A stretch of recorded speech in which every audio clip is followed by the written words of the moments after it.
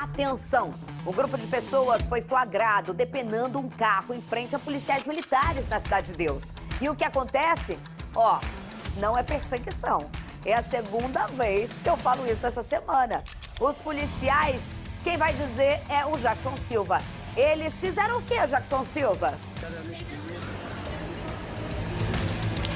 Olá, Isabelle Benito, boa tarde a todos. Até o momento, o vídeo mostra que os policiais não fizeram nada, tá? Daqui a pouco vamos falar sobre esses policiais. 3 policiais militares foram afastados de suas atividades. Daqui a pouco a gente volta a falar com o porta-voz da Polícia Militar e eu volto com você. A ação resultou no afastamento dos agentes e a reportagem completa você tem em detalhes com Jackson Silva e a gente volta com ele e a polícia. Rodou. Uma cena de selvageria chama a atenção de quem passava pelo local. Com pedaços de pau e pedras, homens e mulheres quebram os vidros do veículo.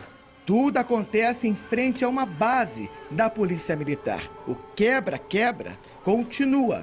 A porta do automóvel é arrancada. O carro é totalmente destruído, por fora e por dentro. Depenaram o carro em frente ao DPO e não fizeram nada. 3 policiais militares assistem tudo. Eles não têm nenhuma reação.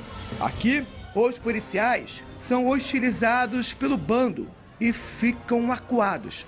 Durante o ato violento, alguns chegam a retirar uma moto que está em cima de um reboque. Um dos PMs até tenta impedir, mas não consegue.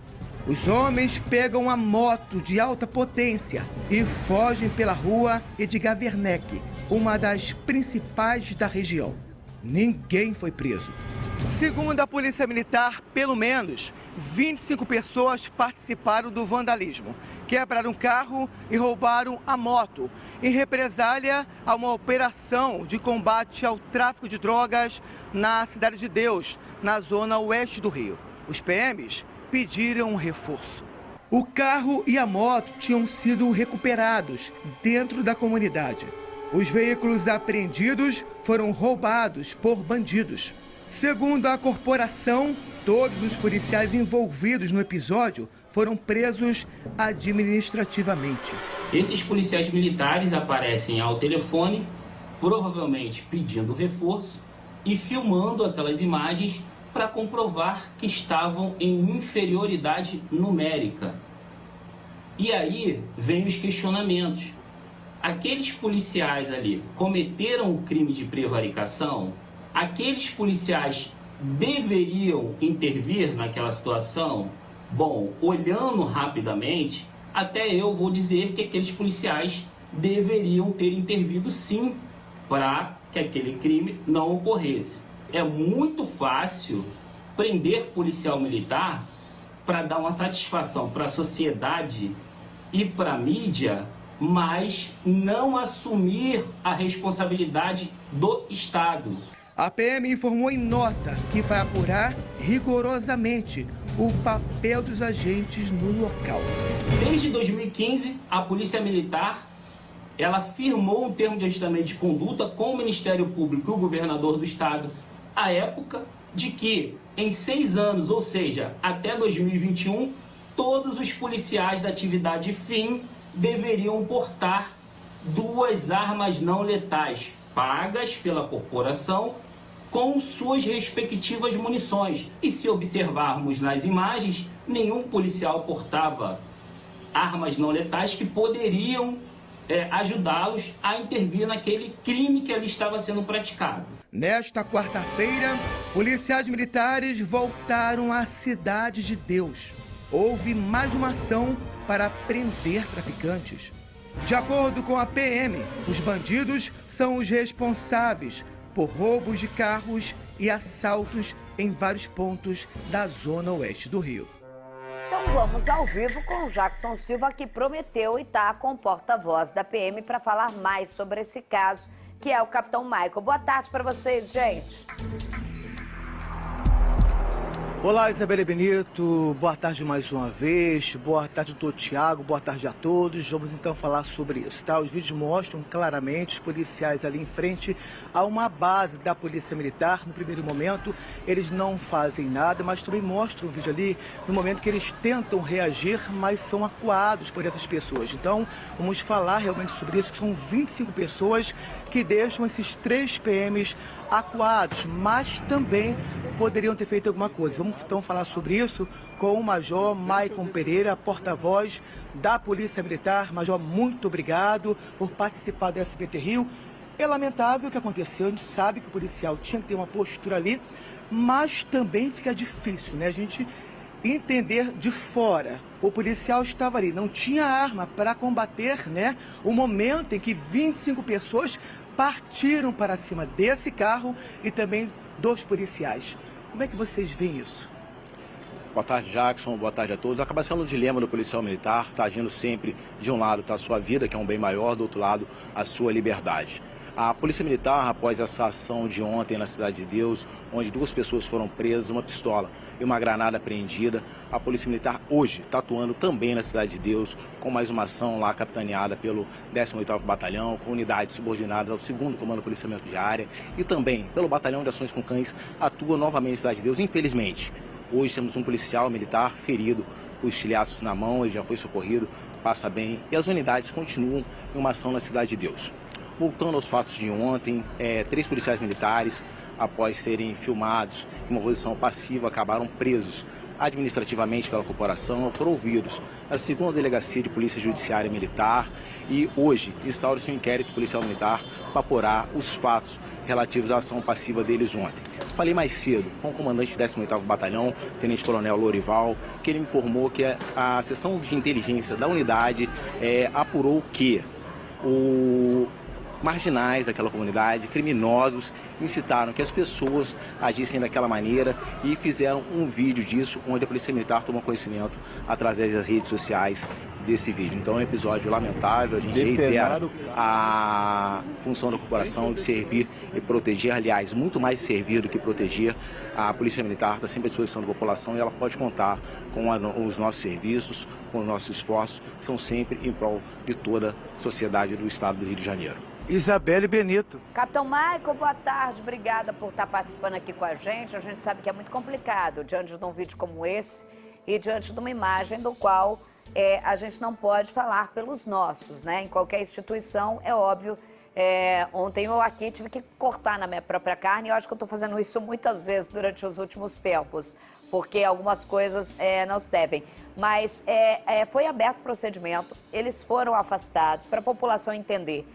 Tem um protocolo interno dentro de vocês, é um regimento diferente em relação a serem militares, mas existe alguma coisa que eles possam ter falado em relação a estarem olhando? A gente sabe que é um ambiente hostil, isso ninguém vai negar.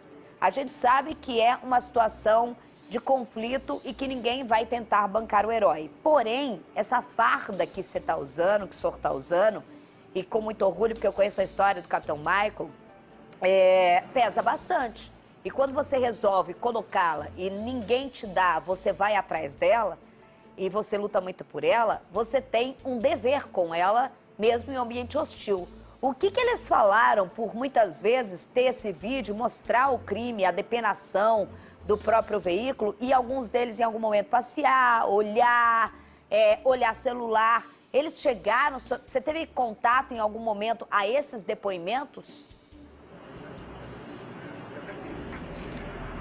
Isabelle, isso tudo hoje, isso é levado em sigilo, isso não é divulgado, até para não atrapalhar as investigações, mas a gente vê ali aquelas imagens que de fato são impactantes, são imagens tristes de ver alguém que deveria servir e proteger daquela maneira passiva, independente da circunstância. A imagem em si, ela acaba falando por si só, mas hoje tem um procedimento que é instaurado para que eles possam ali esclarecer por que ficaram daquela forma passiva, por que tiveram aquela conduta. E esse procedimento ele é levado à frente para que eles possam ali esclarecer esses fatos. Sabe por quê, Capitão Maicon? O que mais me deixa intrigada nesse fato em si é que a gente sabe da dificuldade, e ninguém aqui passa pano, e você sabe que eu sou a primeira a não passar pano para lado nenhum. Nem para vagabundo, muito menos. Quer dizer, para vagabundo, impossível. Mas quando a gente tem uma situação de dúvida da força do Estado em si, que é a polícia, eu sou a primeira a falar que a gente tem que acreditar na legitimidade da polícia. Porque quem mais ganha com essa vilania policial é o traficante ou o vagabundo. E as pessoas não entendem isso, depois vão reclamar que estão sendo assaltadas e mortas. Mas o que mais me assusta nessa imagem em si é que os policiais, os dois ali, conseguiriam com um gritão forte. E um deles está filmando o que está acontecendo até. Com um gritão forte ou, sei lá, com um tiro pro alto, dispersar, porque a gente não está falando de traficantes armados. A gente está falando de um ambiente hostil, mas claramente a gente está falando de usuários de drogas, de cracudos. Ou seja, algo que não precisa ser policial ou especialista em segurança para falar que os policiais não teriam trabalho para dispersar aquela população ali. Exatamente. Isso foi até um dos motivos que motivou a prisão administrativa desses policiais militares, o que, da mesma maneira como você falou, inicialmente percebe-se isso. Então, nesse momento, instaura-se esse inquérito para que eles possam ali justificar por que tiveram aquele tipo de conduta. Vale lembrar que eles foram ouvidos na 2ª Delegacia de Polícia Judiciária Militar, onde inicialmente tiveram seus depoimentos colhidos e permanecem presos administrativamente até que termine essa prisão administrativa e corra um inquérito para que eles possam ali ter sua conduta em tese ali justificada por ter tomado aquela conduta passiva diante do ataque daqueles criminosos, daqueles vândalos, aqueles veículos que estavam apreendidos e seriam levados para o pátio onde ficam esses veículos roubados, ficam guardados até que o dono, o proprietário compareça ou até a mesma própria seguradora. Mas estou só com uma dúvida com relação à postura dos policiais militares. É só uma observação, Isabelle. A gente até fala para tirar para cima, tal. A gente pensa que poderia fazer isso, né? É possível tirar para cima para chamar a atenção? E eles também chamaram reforço? Como é que foi isso? Naquele momento que a gente percebe ali, a gente toma conhecimento através das imagens, posteriormente o centro de comando ele é comunicado daquela ação, os policiais vão até aquele local, mas o que impactou, de fato, foi a postura que eles tomaram naquele exato momento onde tudo acontecia, e aquela postura foi determinante para que houvesse para que culminasse na prisão administrativa daqueles 3 policiais que estavam na Cidade de Deus naquele momento. Qual postura, então, esses policiais poderiam ter tomado, por exemplo? Jackson, diante de uma situação como aquela, uma postura ativa, de tentar impedir o que estava acontecendo, isso sim seria, em tese, a postura correta.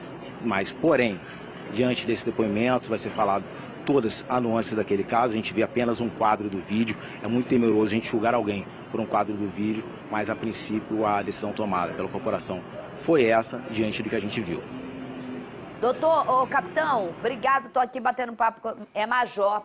Olha, eu não consigo acertar o Blas até hoje. Eu sempre acho que você é capitão. É porque eu vi vocês crescerem e o Major Michael era tão tímido, doutor Dorigo, e ele suava tanto. Olha só, uma vez a gente foi bater o papo, a gente almoçou junto, né, Major? Eu falei pra você dessa evolução como porta-voz. E é importante ter pessoas como o capitão Michael, o Major Michael agora, que tem essa calma em momentos de crise, para gerenciamento de crises, no momento em que ele dá uma segurança à tropa, mas dá uma resposta a essa sociedade de que isso não está certo. E que qualquer um de nós, seja na instituição civil, polícia militar, jornalismo, é admitir os erros. Eu sempre falei isso. E aquele almoço eu falei com o Major.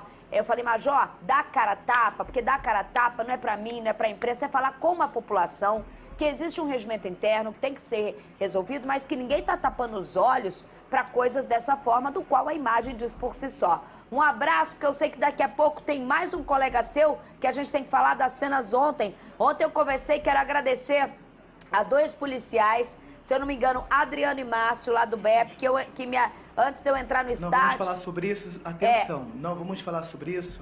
Não, quero mandar um beijo aqui. O Michael vai saber. Ô, Jackson, só um minuto. Tá. Jackson tá desesperado, Michael. que eu combinei com você que não ia falar com você sobre isso que é conto. Não, só quero agradecer ao Michael. É só que 2 policiais me ajudaram ontem no momento que eu precisava. É Adriano do BEP. É Adriano e eu esqueci o outro, que foram policiais que estavam trazendo tranquilidade antes de tudo acontecer. Eu sei que é outro que vai falar, Jackson. Não precisa desesperar. Você não vai perder sua fonte na polícia. Isabelle, é só observação. É só observação, tá? Ficou acertado com o Maurício Mena Barreto que falaríamos também sobre o ataque à viatura da Polícia Militar durante uma operação hoje, Isabelle É Benito. verdade. Então, Fala. Isso, Fala, exatamente sim, isso. pode falar. Eu tô cobrando, gente, pode falar sobre isso agora? Tá? Então me desculpe te interromper. É sobre isso, tá? Durante a operação, mais uma represária de traficantes, né? Há 2 bandidos em uma moto, eles atiraram contra os policiais que faziam patrulhamento de rotina. Tá? Infelizmente, a viatura ficou metralhada, mais de 15 tiros. Por sorte, 2 policiais militares estavam dentro da viatura, sobreviveram. Uma cena de terror, novamente, na CDD, né, Major? Exatamente. Hoje a gente na Cidade de Deus desenvolve mais uma ação contra esses criminosos que ontem protagonizaram também outras cenas. 2 deles foram presos ontem, uma pistola apreendida e uma granada também apreendida.